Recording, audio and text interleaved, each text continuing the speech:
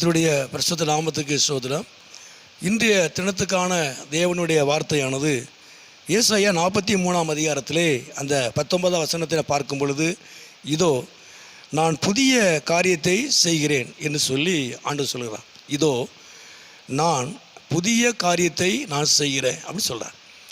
அப்போ ஆண்டவர் இந்த நாட்களிலே உங்கள் வாழ்க்கையில், குடும்பத்தில் ஆண்டவர் புதிய காரியத்தை அவர் செய்வார்.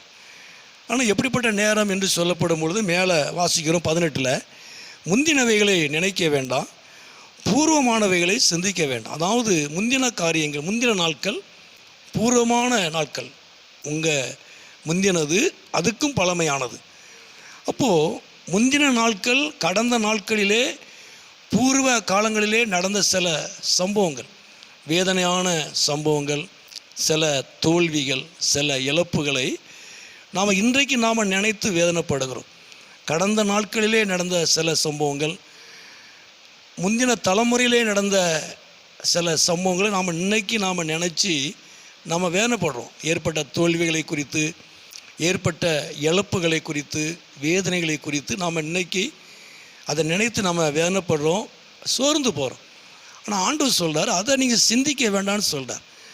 கடந்த நாட்களில் ஏற்பட்ட எந்த காரியமாக இருந்தாலும், இல்லை இப்பொழுது கடந்த நாட்களில் ஏற்பட்ட எந்த காரியமாக இருந்தாலும், கடந்த வருஷத்தில் பல வருஷங்களுக்கு முன்பாக, கடந்த நாட்களிலே பூர்வ காலங்களிலே எந்த காரியமாக இருந்தாலும் நீங்கள் அதை நினைக்க வேண்டாம், நீங்கள் அதை சிந்திக்க வேண்டாம்னு ஆண்டவர் சொல்கிறார்.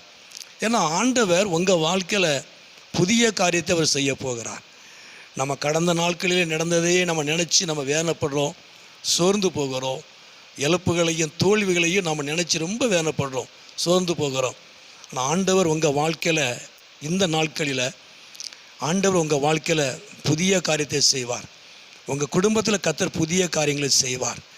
நிச்சயமாகவே அவர் சகலத்தையும் அவர் புதிதாக்குற ஒரு நல்ல தேவன். சகலம் என்று வேதம் சொல்லுகிறது, வெளிப்படுத்தல.